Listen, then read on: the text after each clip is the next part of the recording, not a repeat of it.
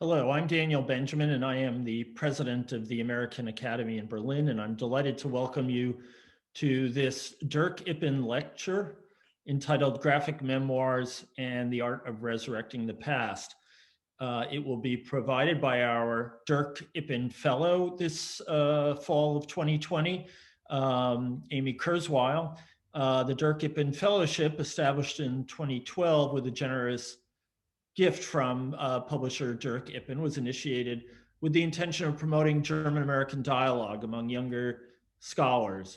For me, this is a particularly delightful event because one of the things that I considered wonderful about taking the job as president of the American Academy was that I would get to hobnob with New Yorker cartoonists. I had been a fellow at the Academy and had seen the cartoons left behind by a number of Amy Kurzweil's colleagues.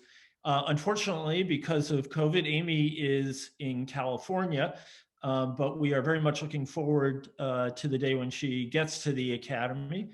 And in the meantime, I'm delighted that we can do this Zoom event. She will be speaking tonight after her initial lecture. She'll be introduced and then speaking with Tanir Oxman.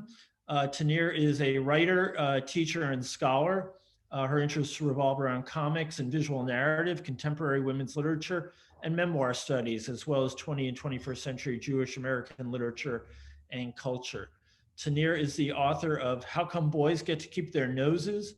Women and Jewish American Identity in Contemporary Graphic Memoirs, which was published in 2016. She's also the co-editor of The Comics of Julie Doucet and Gabrielle Bell, A Place Inside Yourself, which was published last year in 2019 and won the 2020 Comics Studies Society Prize for Best Edited Collection. Tanir is an associate professor of academic writing at Marymount Manhattan College, where she teaches writing, literature, and comics, and journalism and cultural criticism. Currently, she is working on a new book exploring memoirs about grief and why we read them. Let me just say before handing over the screen to Tanir that there will be a Q&A session after Tanir and Amy are finished speaking.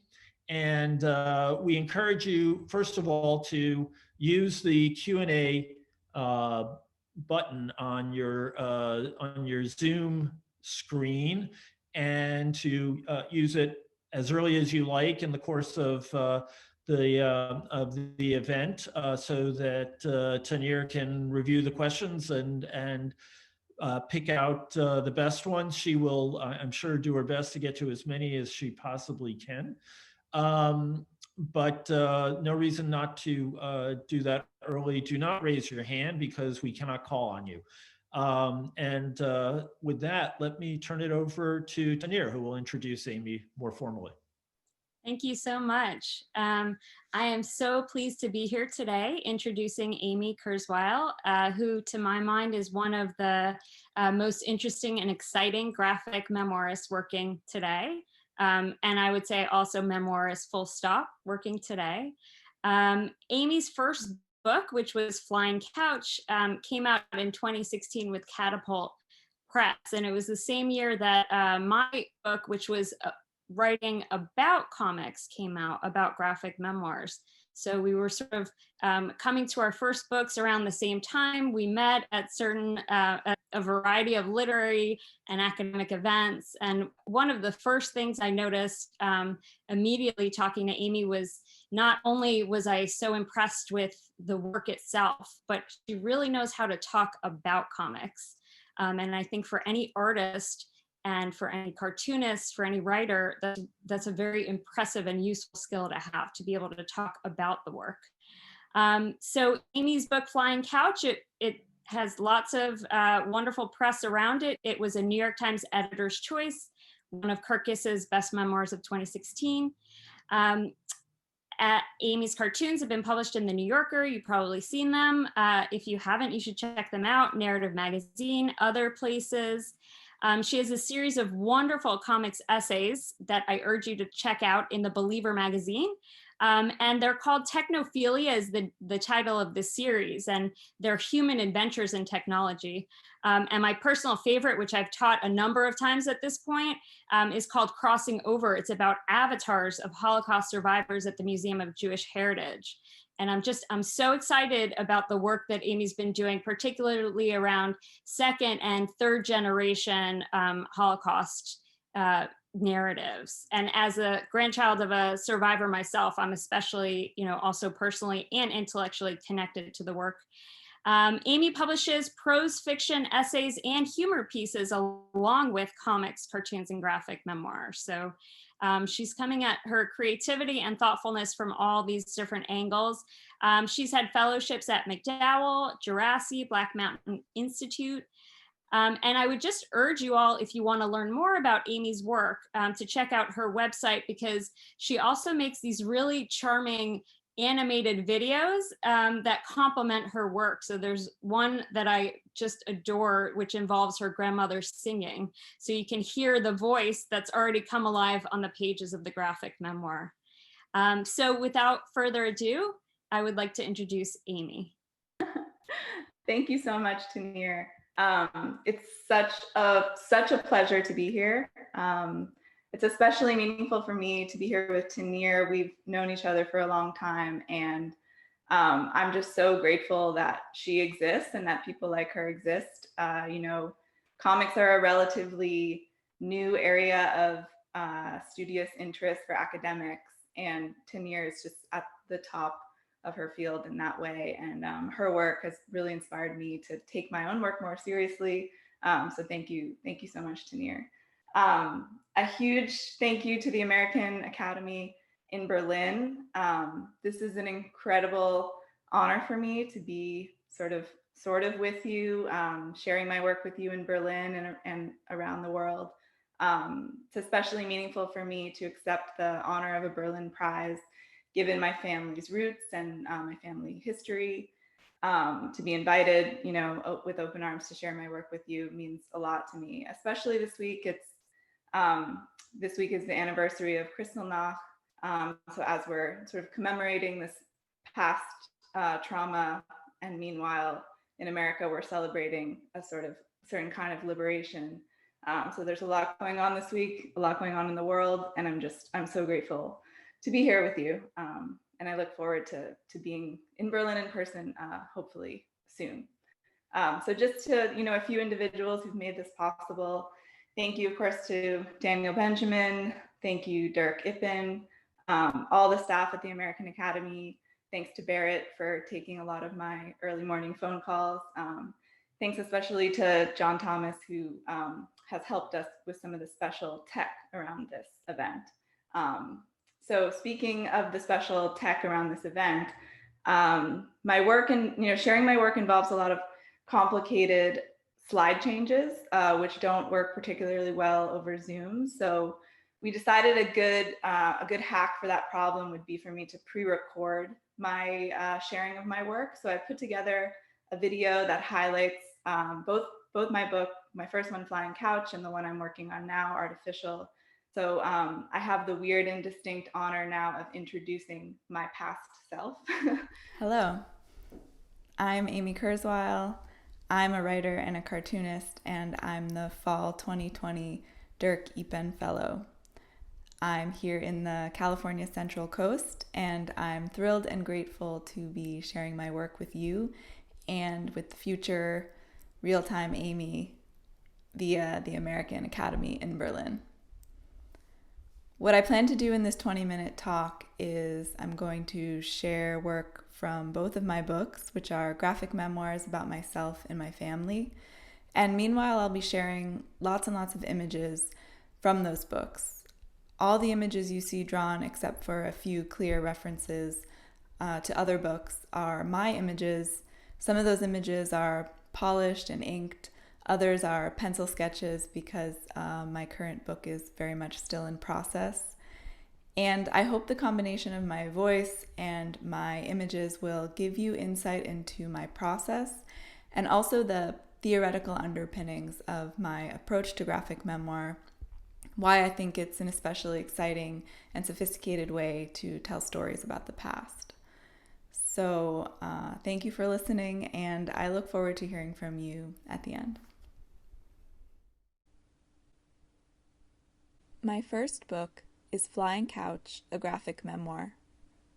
It tells the story of 3 generations of Jewish women in my family. There's me, the artist, my mother, a psychologist, and my grandmother, a Holocaust survivor from Warsaw, Poland. The book explores my relationship with these women and my own search for identity in the wake of history. It weaves my personal memories through my grandmother's story in her own words of enduring the atrocities of World War II.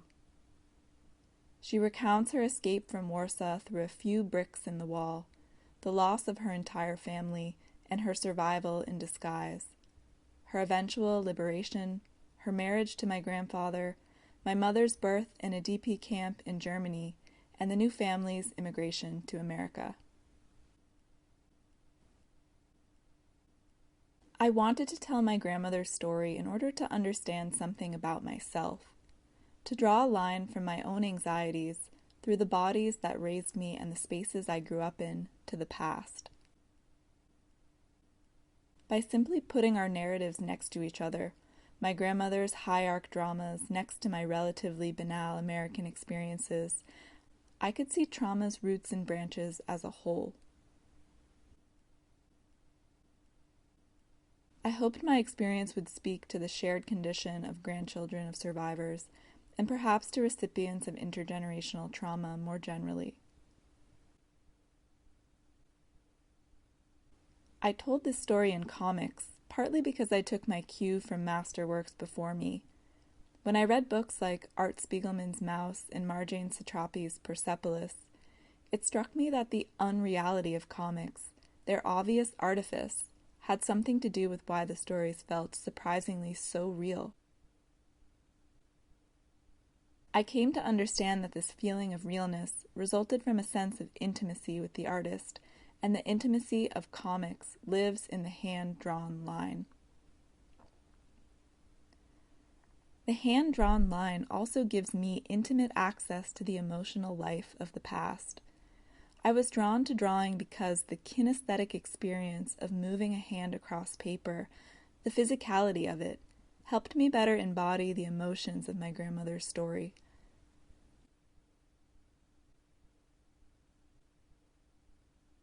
A lesson I often do in class to prompt my students to think about drawing's relationship to emotional life is I ask my students to draw facial expressions and then notice what happens to their own face. Often people notice that when they're trying to draw an expression of, for example, surprise or curiosity, they bring that facial expression onto their own face meanwhile.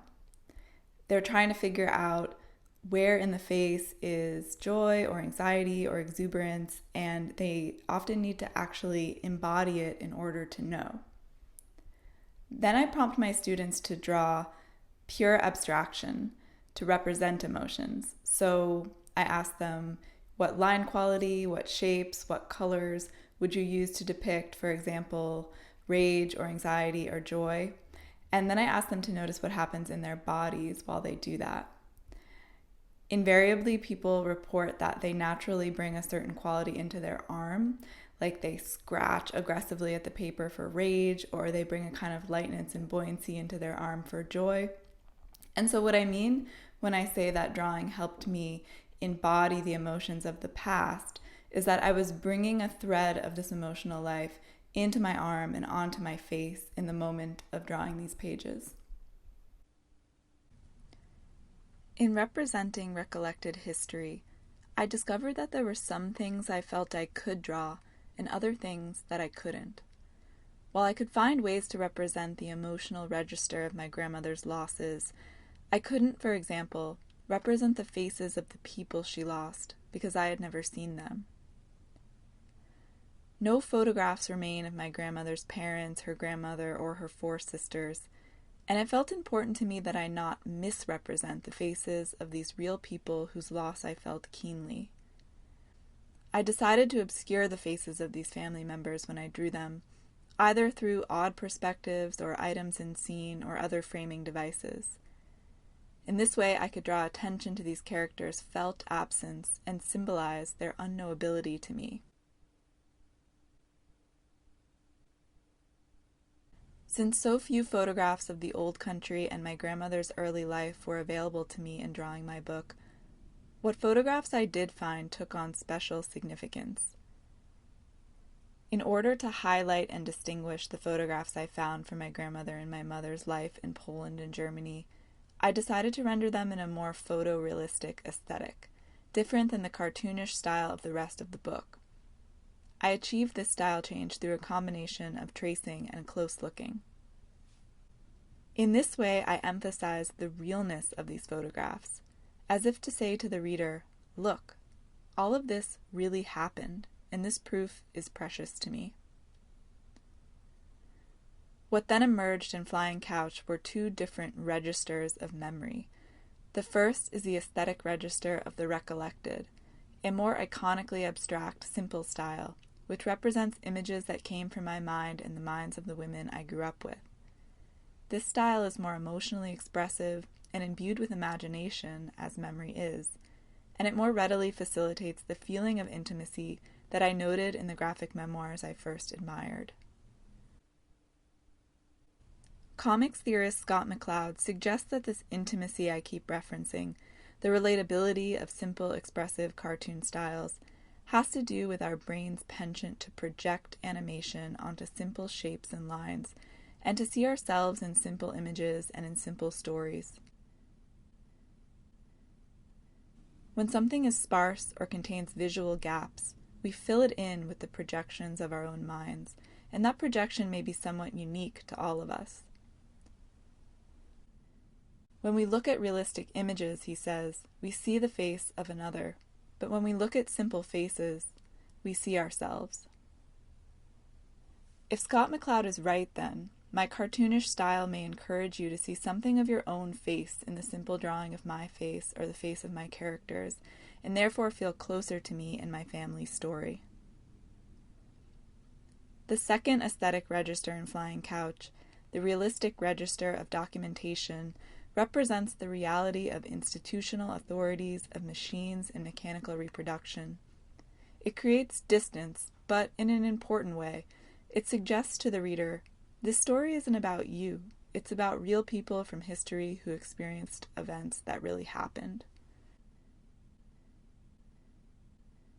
These registers exist side by side, and while it's tempting to privilege the authority of realism in photographs, I discovered that each style has both advantages and limitations when it comes to representing the truth of personal and collective history. Realism and cartooning, hand and machine, have to work together to evoke the richness of past experience. My relationship to documentation and mechanical reproduction complexified significantly when I took on my next book. So now I'll be sharing that work in process with you. Artificial, a love story, tells the story of my paternal grandfather, a brilliant conductor and pianist from Vienna, who escaped the Nazis in 1938 and immigrated to New York, where my father was born. Fritz Kurzweil, known in America as Fred, had his life saved because a wealthy American benefactor, a woman named Gertrude Sumner Ellie, heard a choral concert he conducted in 1937. She was so impressed with his work, she told him to write to her if he ever needed anything. Soon the next year, in March, came the Anschluss, and Fritz needed out of Europe. He wrote to her and she sponsored his visa to the United States. He left a month before Kristallnacht, the anniversary of which we commemorate today.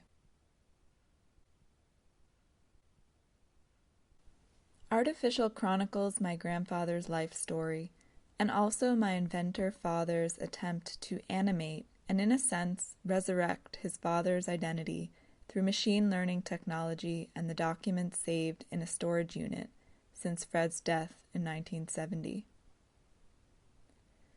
My father, born in Queens in 1948, is a technologist and prolific creator of machines whose capabilities encroach on human intelligence.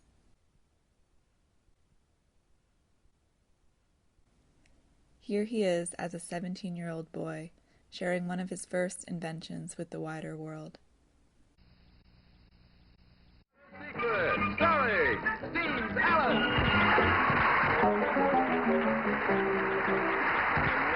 My name is Raymond Kurzweil, and I'm from Queens, New York. Queens, New York. Well, panel, Raymond and I just happened to have brought along this little piano here, as you see. And Raymond, in addition, also happens to have, as the old saying goes, happens to have a piece of music with him. And before we show the audience what his secret is, we have just a few seconds for Raymond to play this piece of music. Raymond, the piano's all yours. Thank you.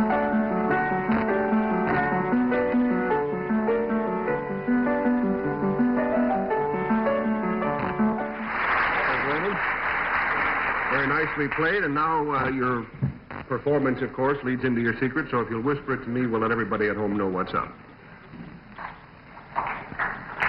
Well, that certainly deserves applause, but what has it got to do with the music? I don't understand that. Ah, I see.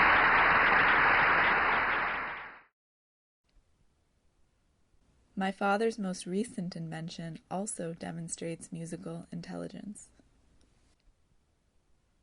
Using natural language understanding technology, my father built a chatbot, which uses my grandfather's letters, notes, lectures, and other writings as source material.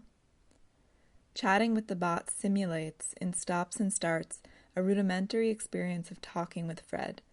And as this technology matures, as my father predicts, the social experience will become more seamless, less uncanny, until one day perhaps this kind of recreation will be compelling not as a technological oddity, but as a profound communion with a past person.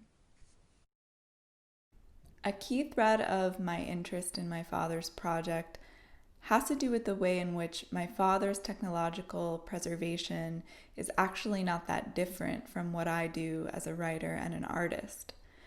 I'm motivated to preserve first-person history because I think it's important to remember the past and to see it clearly so we can learn from it and better understand ourselves.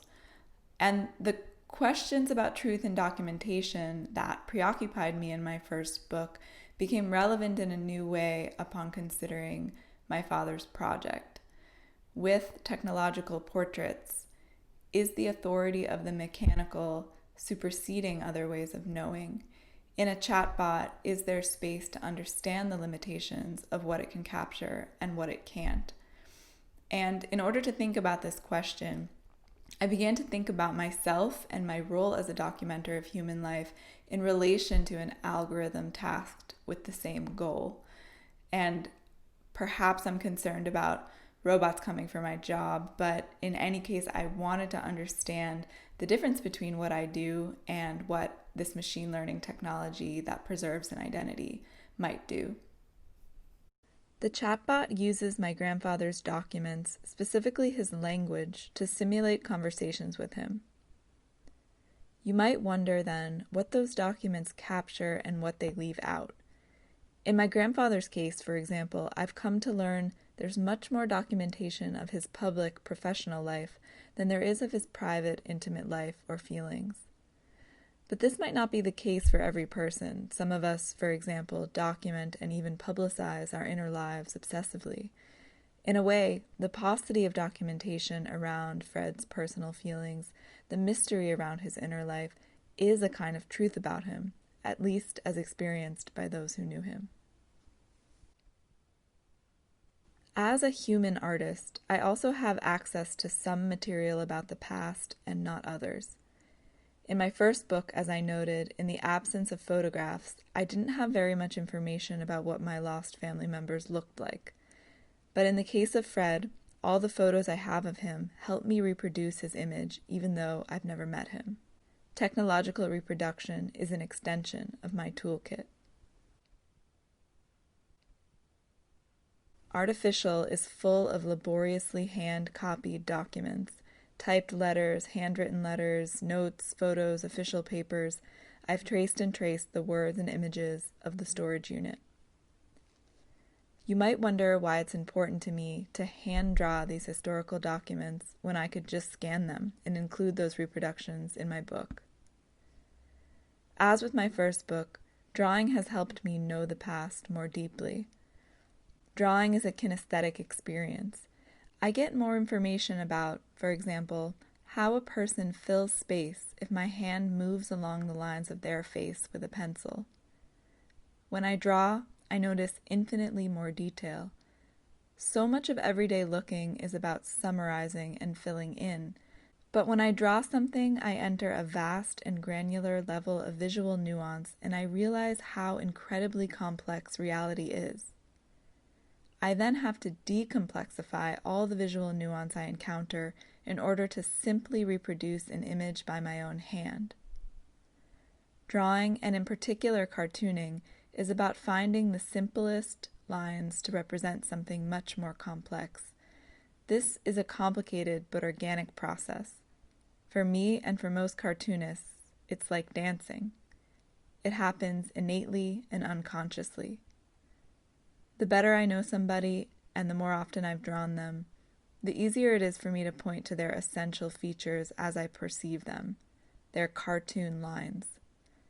Tracing and drawing my grandfather's face, his handwriting, and the documents of his life have become, then, a way to get to know him.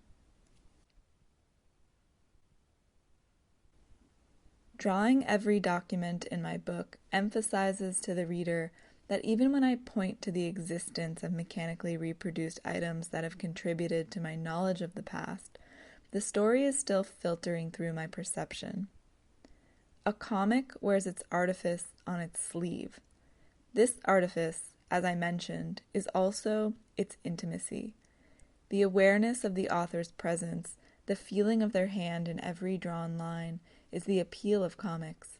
The sense that a comic world does not look like reality is a way of asserting the importance of the individual perspective while maintaining its subjectivity. In this way, my work asserts a decentralized understanding of the truth of the past. I wonder then, how am I to understand something like a chatbot's representation of the reality of the past? Who is its author? What and where is their perception? It doesn't take much prompting to imagine how much more complex and convincing chatbots could become one day, given gains in machine learning and how much more information there is about us floating around in the digital world. If machine replicants ever could become indistinguishable from their original counterparts, how will we understand what they are? The answer to that question has proven to be more complicated than I originally anticipated. One of the reasons I think we alternately love and fear machines is not only because we don't understand what they are, but because machines make us question who we are. Machines rewrite our classic understanding of what it means to be a person, to have autonomy and individuality, to have a body. What does it mean for a machine to think? If a machine can think as we think, does that make us merely machines? My father would answer, we are machines, but machines are more beautiful and more spiritual than we know, and they will become exponentially more so in the years to come. What interests me is not finding the answer to what we are and what we'll become, but exploring what it's like to confront and live with these ideas. What does growing machine intelligence and proliferating data about humanity mean for our identities and our relationships? That's why I'm a memoirist. I want to ground my exploration of history and philosophy in my own experience, transmitted through my cartoon avatar, as a kind of case study for understanding the effect of these larger forces on our lives. So that's all I have for you.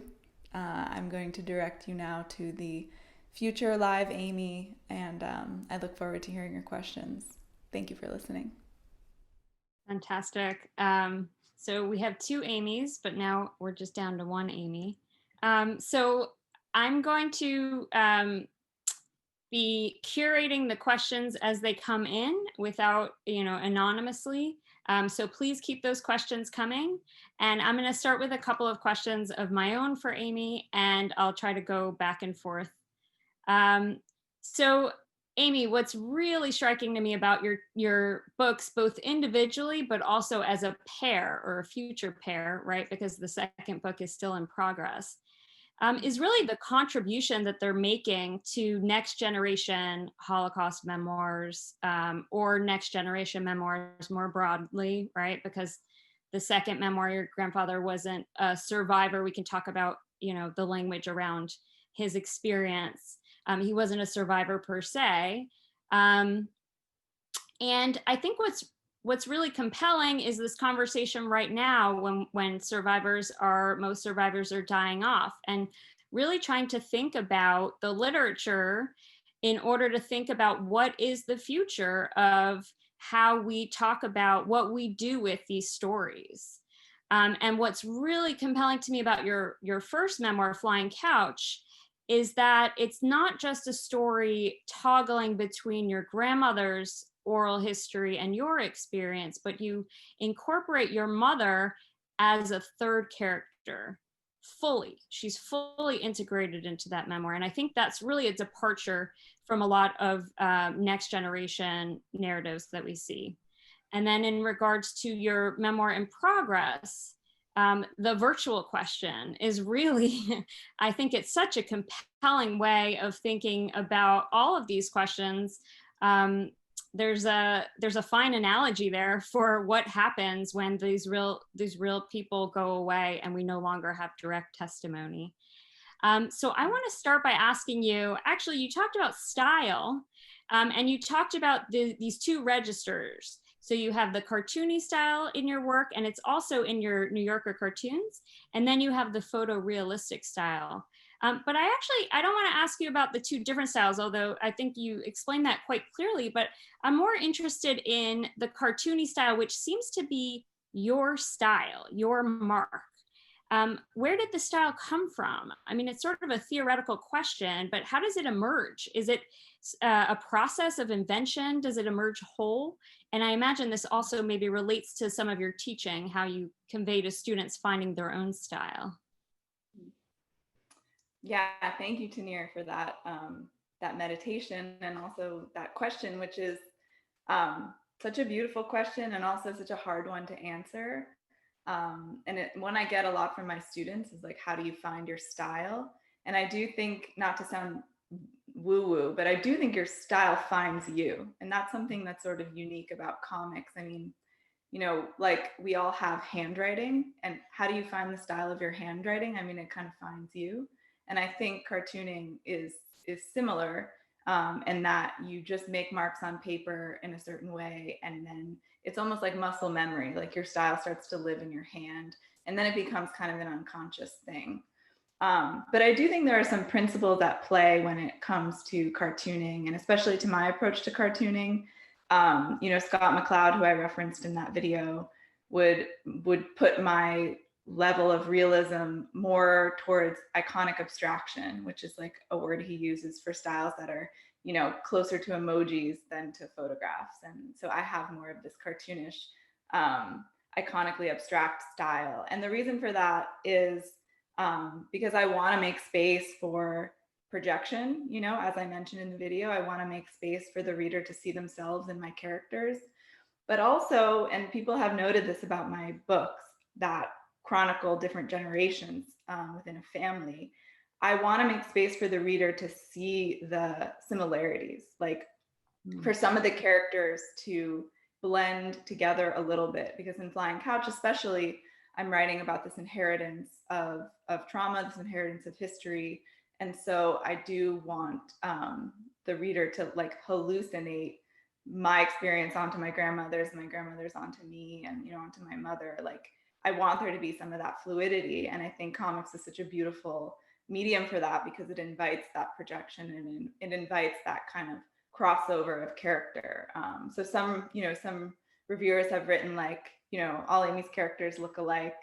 not, you know, not as a critique, but, you know, that's something that people have said about my books. And I'm like, oh, well, I think that's what I'm going for. I mean, but I also think the looking alike is a product of the way that I've put the story together, that I'm asking you to collapse these characters a little bit and understand the larger portrait. Like, this is a portrait of a family experience, and we all play a role in it. That's beautiful. So I'm getting some good questions. I'm going to try to get to all of them and sort of collapse them when it's useful. But I want to ask you first a little bit about what you were saying and the importance of imagination, right? So you mentioned imagination in the video. Imagination is very fraught when it comes to writing, drawing, testimony, drawing outside of an turning to an archive and trying to record history and connecting it to memory. And I've been thinking a lot lately about Toni Morrison's work for a variety of reasons. And I think this is something that she really grappled with. And she has this wonderful quote where she says of Beloved, "I wanted my imagination as unencumbered as possible and as responsible as possible." And I feel like in your work, you talk about this in your video, particularly the hiding of certain faces, the faces that you didn't actually know what they look like, this desire to stick to the truth in certain places. But then in other cases, I think we really see the collapse, the family members who all kind of look a little bit like you, which is, by the way, also something Alison Bechtel does in her process of writing about and drawing about her family. So I'm wondering if you could talk about the importance of imagination, but also like the ethical dilemmas there, especially when you're writing about somebody else's painful experience. It's not your experience. And you do a wonderful job of creating distance. But also connection. So I would love to hear more about that. Yeah, that's a great question. And what a beautiful Toni Morrison quote. I'm going to have to write that down, because I do think that speaks really clearly to the responsibility that I feel. I mean, I don't think that we can connect to the past without imagination. So imagination, empathetic imagination, is really important. And I think part of my greatest motivation in writing about the past is I want us to know the past in an empathetic way, in a embodied way, and drawing and using creative techniques is one of the ways that we achieve that. But then, how do you balance imagination with like falsity? And I think this is a big question for our era. And the way that I do that, I mean, the only conclusion that I've come to about how to do that responsibly is with contextualizing your imagination versus contextualizing your sort of more like found, quote unquote, official documented history.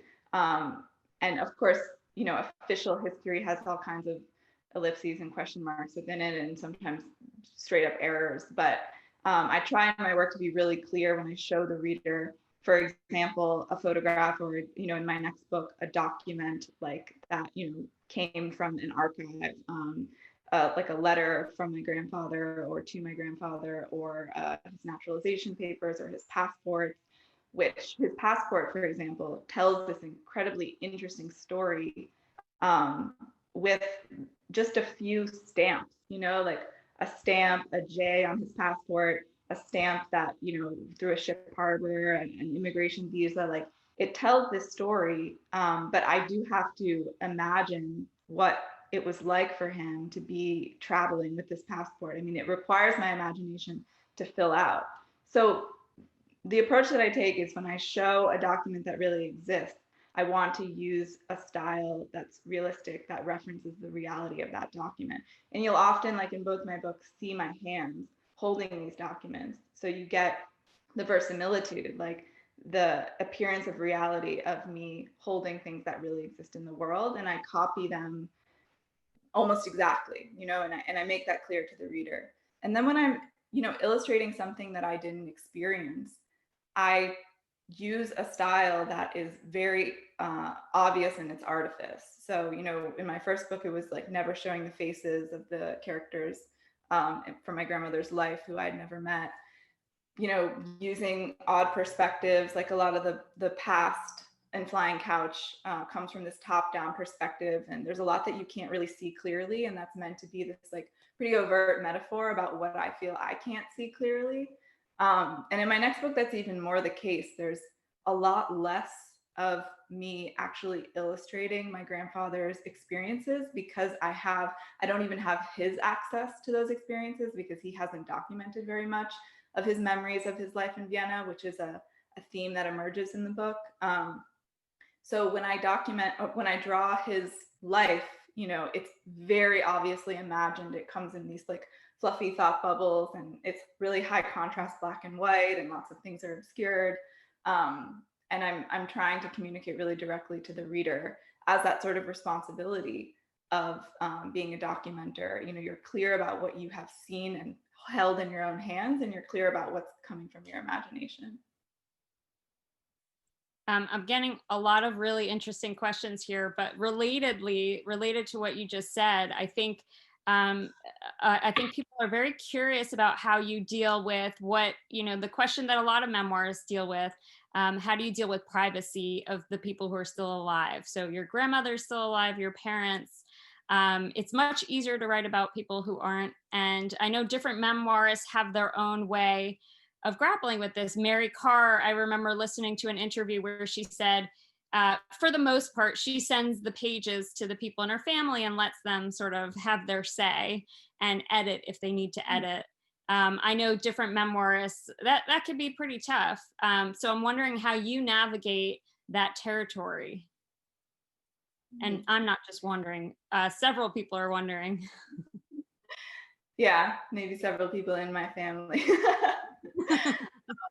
Well, I first of all feel like very lucky to be in such a supportive family. I think my family's pretty invested in my success and in my mission. I think they understand why I care about the past. So that helps, which doesn't mean that it doesn't make it difficult to navigate sort of telling a story that I want to tell and balancing it with what is responsible and what they have ownership over. And like Mary Karr, I send work to people before it's published. My second book is still in process, so like that is coming. Get ready for it, family.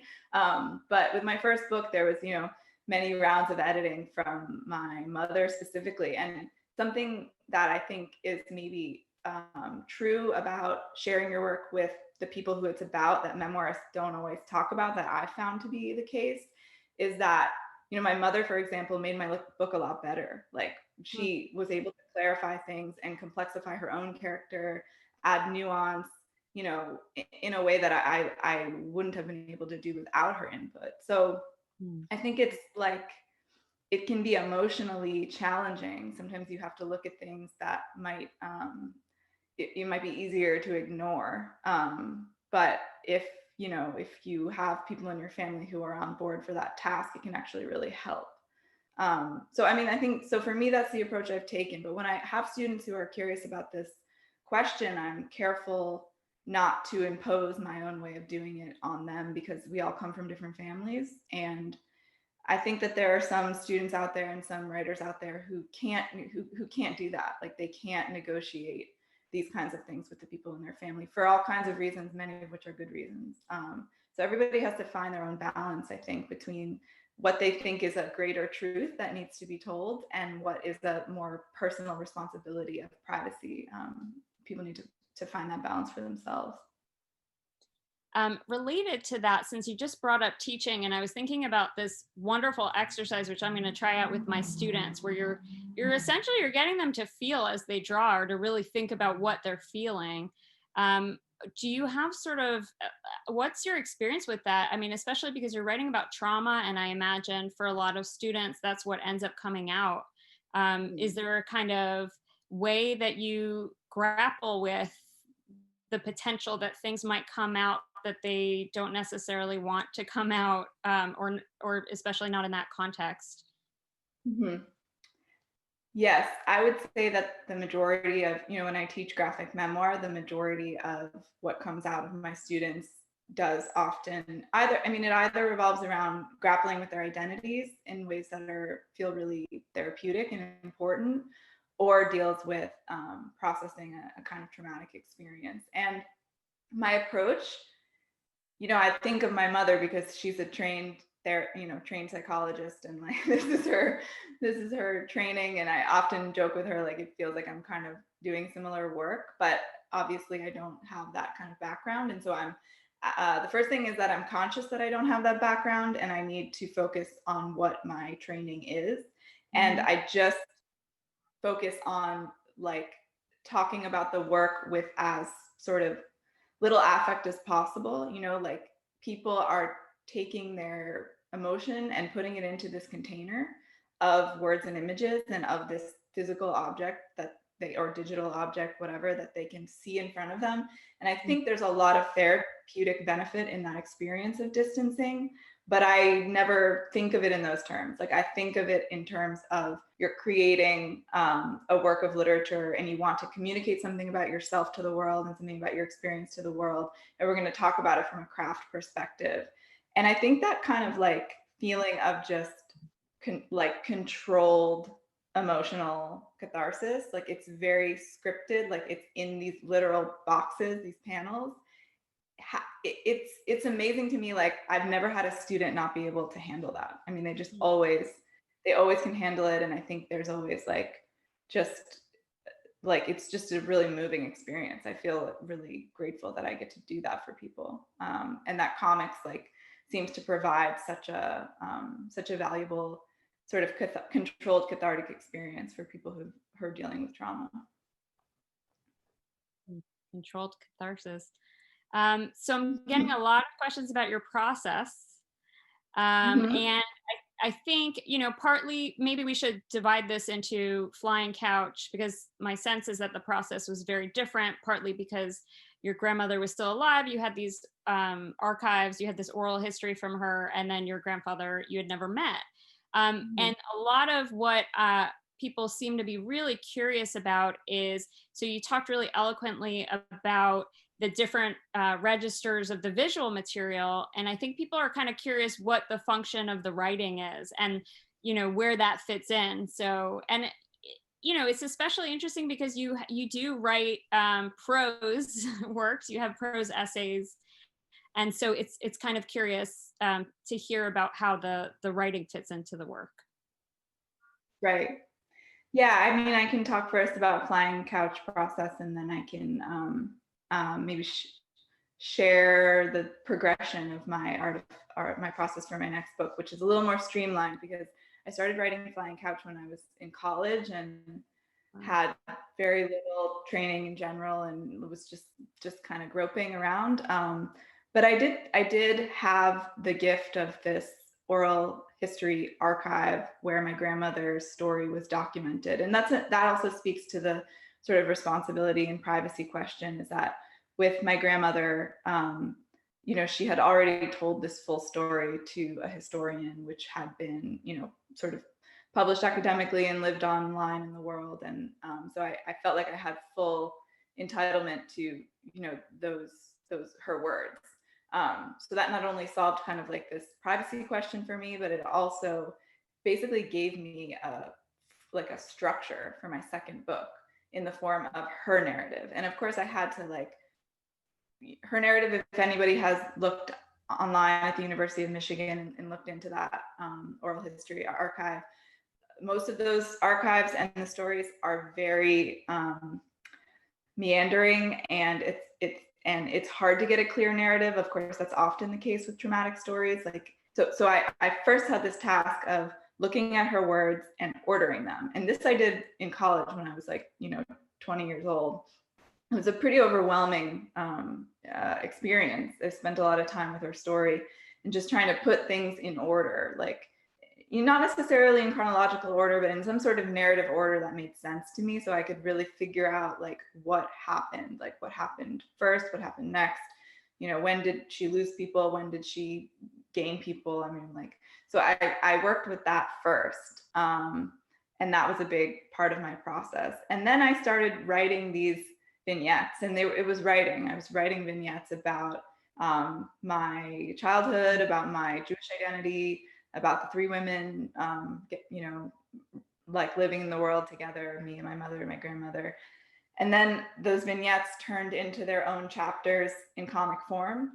And then I had, this arc of my grandmother's story, and then I had these shorter vignettes from my life. And then it was about almost like a collage kind of exercise of like, where do things go and how can I create resonance? Because I think comics especially, and a lot of like memoirs that span time in the way that my first book does, are about putting things next to each other in order to create a kind of resonance, like this juxtaposition of my grandmother's story and my story, and which juxtapositions are going to create the most resonance and have this message that I want to have about how I've inherited this story.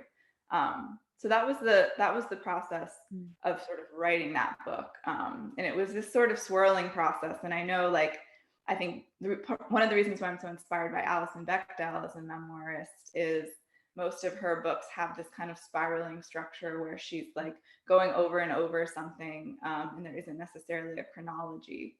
And I feel like I was sort of inspired by that, that kind of idea of structuring a book. To speak more specifically to just the nuts and bolts of my process, I can share. Yeah, and we're getting a lot of questions about your work in progress. So we're going to turn there next, because I think people want to talk about the bot. Very cool. So this is like where I start. So this is just a random page from the script of Artificial. So I start with a script, and I just write what what's this narrative voice in my head, what I think I might want to say. And then I, make some notes about what images I might pair with that text, and it's not that detailed. And then I adapt the script into sketches on graph paper. And they're, a lot of the sketches you saw are a little more detailed than this, but, it's from this kind of sketchy quality to something a little more detailed just in pencil. And then I'm trying to do the whole book like this before I then go into the finalized inked version of the page, which ends up looking like this. And I use a light box, which you saw me using in the video, in order to sort of transfer the, the rough layout of the page into this. And this is with ink wash and ink and pens. And you obviously can notice how much of my text falls away, which is an interesting thing about my process. Is I always end up thinking I need to say more than I do. And by the time, I get to the sketch, half the text falls away. And sometimes in iterating on this page again, all the text falls away. So that's been instructive and interesting to me, that as I iterate, I whittle down, like, and let the images speak louder than the words, so to say.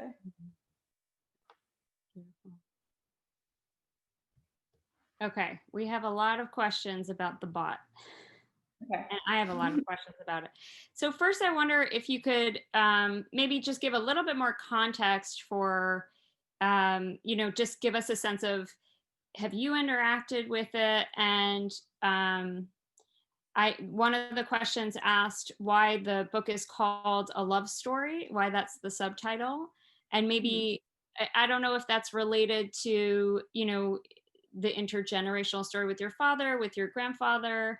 And then we have a lot of interest in this question of that you posed in your video, which is the difference between composing a memoir as a way, in a sense, of honoring, remembering, connecting with someone who's not there, and the bot. And so I know these are not questions that can be easily answered, but what has creating the book taught you about that difference, or what the memoir is doing, or what the bot can or can't do? Right. Yeah, that's a lot. I mean, people can read my book and figure out the sort of where I land with those questions. So, I mean, just to the basic question about have I interacted with the chatbot? I have interacted with the chatbot. I have interacted with it. It's not like a publicly available technological experience, but I, was able to have an experience with it. I will say that, there are chatbots out there in the world that are similar. There's like this, if anyone has ever heard of the app Replica, that it's like a sort of a therapy / friend bot, but it started because this woman created a chatbot of a friend who died young using all of his text messages, and that was actually available publicly, and people could interact with that character. So there are these things out in the world, and so they of course the efficacy of how much verisimilitude there is with a chatbot, like how much it really feels like you're interacting with the person, depends very much not just on the underlying kind of machine learning technology, but it depends very much on how much input there is, like how much language has been preserved of somebody. And so one of the questions that I end up circling in my book is this sort of the like lack of language from my grandfather that is evocative of sort of like an inner life, like becomes this this barrier to feeling like the bot really can facilitate that experience of like I'm talking to him. But even given that sort of like the lack of like enough language and enough information, there are still these really interesting and uncanny moments that I experienced of like, oh, I like this is uncanny. Like I have felt a presence of a response. And part of that uncanniness is coming from the sophistication of the technology, this machine learning, natural language understanding technology, which really is amazing and blows you away when you experience it. Like to ask a question to avoid and have to feel that that question is understood is pretty amazing. And is that a magic trick? Yes and no. I mean, it's a really sort of like fascinating philosophical question, which I'm sort of grappling with in my book and don't have a clear answer to yet. Is like, what is that experience of the kind of uncanniness of like feeling that you've really communicated with a machine? So what else was I asked? There was a lot in that last question. I think one of the really fascinating aspects of thinking about the memoir and the bot in relation to each other, and I think a lot of the questions are sort of leaning towards this. If you think about Freud's mourning and melancholia, like Freud's version of a healthy way of grieving is letting go, right? Clearly, memoirists aren't letting go.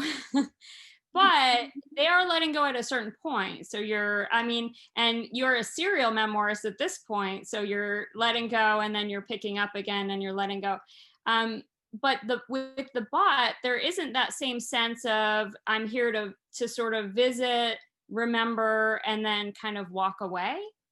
Is the sense that I'm getting. So I'm really fascinated with the sort of implications of the bot for what we think of as the grieving process. And, we have all of these ways of memorializing and remembering people and, visiting a gravesite or whatever it is, albums.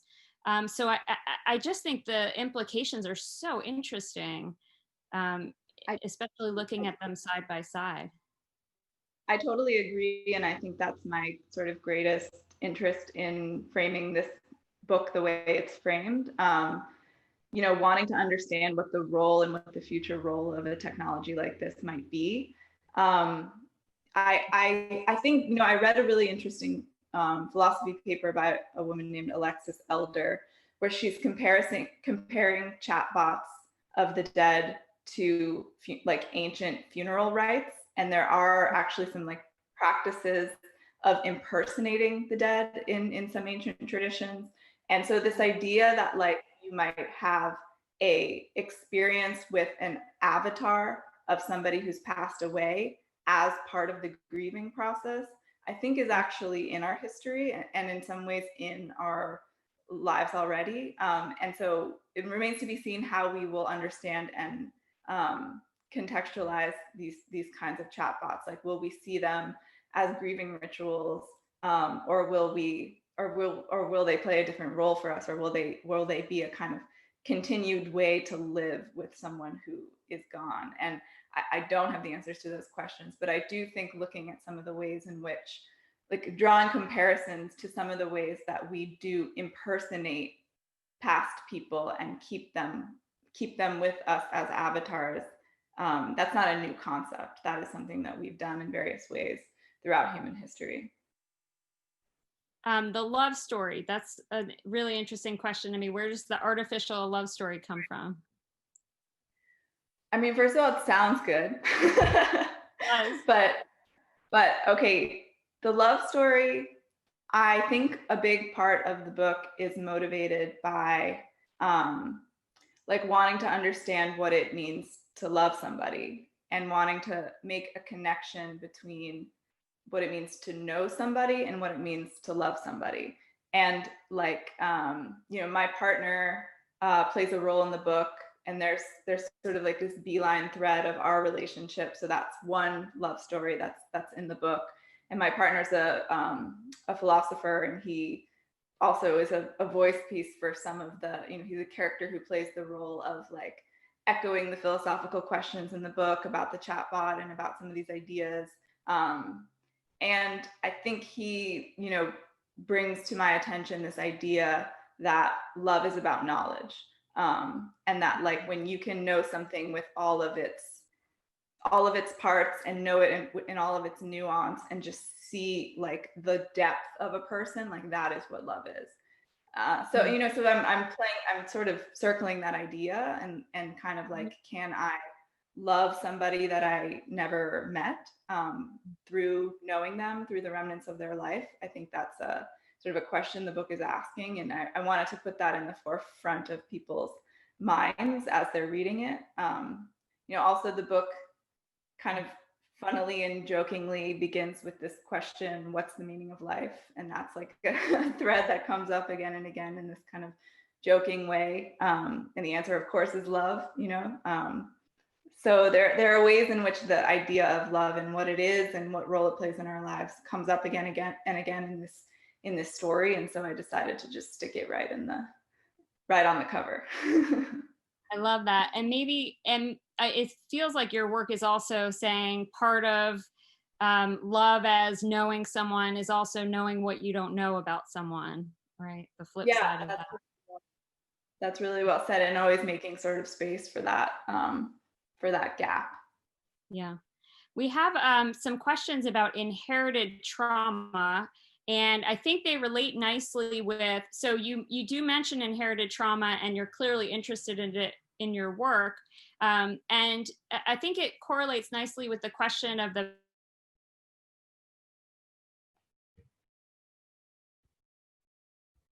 do you feel like there was some sort of difference? I don't know if it's gender related or something that happened in the first book, but not in the second, or vice versa. Mm-hmm. You skipped out a tiny bit for me in that question, but I think I'm understanding the like inherited trauma and sort of what the difference is between these inheritances in my different sides of my family. Yeah, I think and how gender plays a role. Yeah. Gender definitely plays a role in sort of how you inherit, I think, from different sides of your family.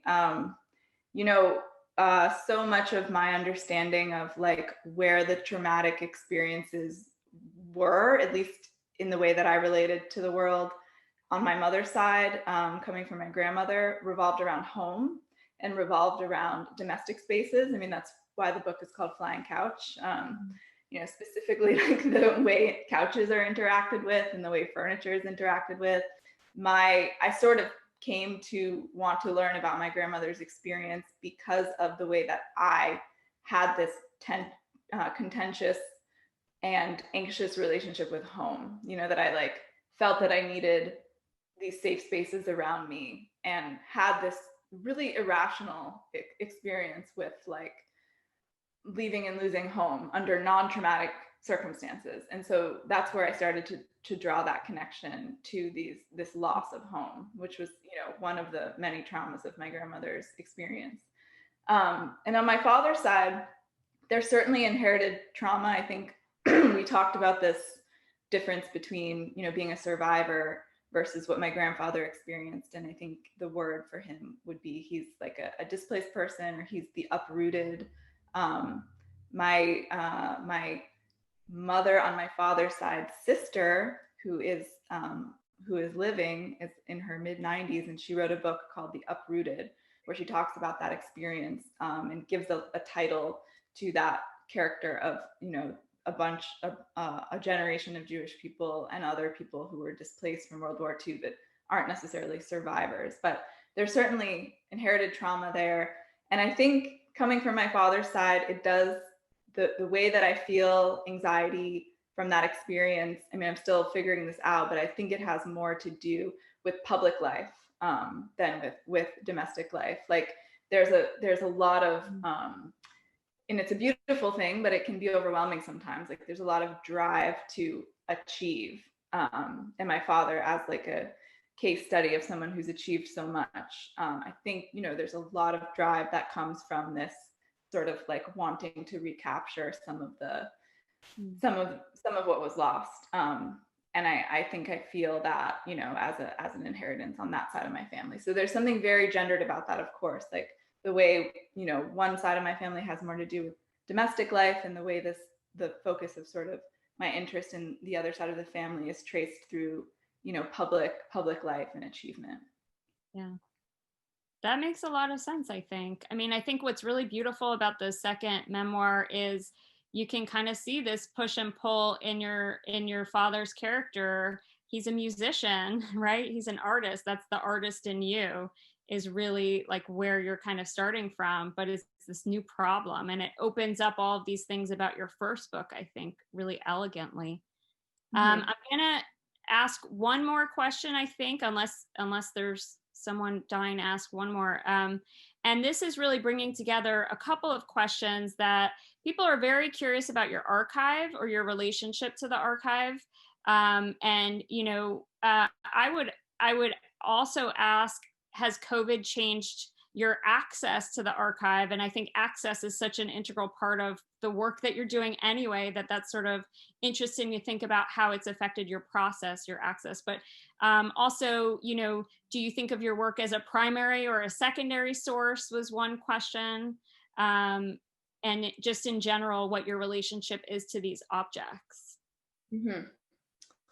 Yeah, I mean, what's been interesting in working on the book is that I just feel these layers of copies, like copies of copies of copies, because that tends to be how I work. And I find that just to be a really fascinating aspect of the process of working on this book. Because, you know, my father has a bunch of primary documents saved in a, you know, first they were in a storage unit, and they got moved to like a sort of office room, small office room, and everything's in boxes, and, you know, documents sort of labeled in this way that is like, you know, probably we need a librarian to go in there and like, so it's a little slapdash, some of the organization of these past objects, but amazing that my father has saved all these documents of his father's and of himself, and of his mother also, that has some documents saved. So my process is involved, you know, visiting this storage unit, which is in Massachusetts, but because, you know, for a long time I was living in New York, and now I'm living in California, I would just take tons and tons and tons of pictures of everything. So then I would create this other digital archive of the real archive, take that with me, and then when I work on my book and I want to trace a document, I trace it right on my computer screen, or I print it out, and, you know, as you saw me do in the video. So there's just so many layers of, and then of course I'm doing several drafts, and the way that I create my second inked draft from my first sketch draft is another tracing experience. So there's just like so many interesting layers of documentation and copying and creating a new archive as you you know, as I move through the process of this book. So COVID has, you know, just meant that I have to work more, you know, I have to work more with the pictures that I have, and I can't go into the archive itself. But that's, before COVID was sort of a challenge for me, just being someone who wasn't, I can't build my whole life around this archive, but I can like schedule trips to go see it. And so I always had to be prepared for distance from it. And I think there's an interesting question to be asked about, like, what mistakes, what copying mistakes are happening, what glitches are happening in each of these levels of copies. And, I try to make that apparent, that's happening. And that's another way I'm sort of honest about the documentation process, is like, you see me doing the things I'm doing, you see me tracing, you understand this process. It's very obvious to you as a reader how these things are happening. Okay, I lied. One last question. Do you listen to anything while you're drawing? Because it sounds like you're spending a lot of time just tracing and retracing. And I always like to hear about what cartoonists are listening to and illustrators while they're doing this work. Or is it silence? Yeah, I think, okay, so I do listen to podcasts sometimes, but I have a little bit of a limit to how much information I can take in while I'm working. I get brain fog. So I really like the Jonathan Goldstein podcast, Heavyweights. I love that podcast. And there are a lot of times where I just sit in silence, and it's like a meditative. It's just very weird. Most cartoonists don't do that, but I sit in silence maybe more than the average person, because I think I find the experience to be meditative, and sometimes I just want to be kind of blank-headed. But sometimes I listen to music, and Always interesting to hear about that part of the process. Thank you so much. Thank you, Tanir. Thank you both so much. Amy, Tanir, that was absolutely terrific. And Amy, I just want to reiterate how much we're looking forward to actually having you here and discussing your work in the Hans Arnold Center. I want to thank everyone for joining us for this terrific event. I would have said this evening, but I know for Amy, it's probably morning, and who knows how far away some of our viewers may be. So let me just say in closing, the next event on the Academy's calendar is tomorrow night. It is called The Moral Triangle, Germans, Israelis, Palestinians in Berlin. And the co-authors of this new book on Germans, Israelis, and Palestinians in Berlin will be speaking to us, Katerina Galor and Said Atshan. And we're very much looking forward to this. So please tune in, and you can find the further information in the events section of the Academy's website. And with that, I'll bring this to a close and just say once again, thanks to our Dirk Ippen Fellow, Amy Kurzweil. Thank you, Tanir, for joining us, and we look forward to seeing you all again soon. Thank you.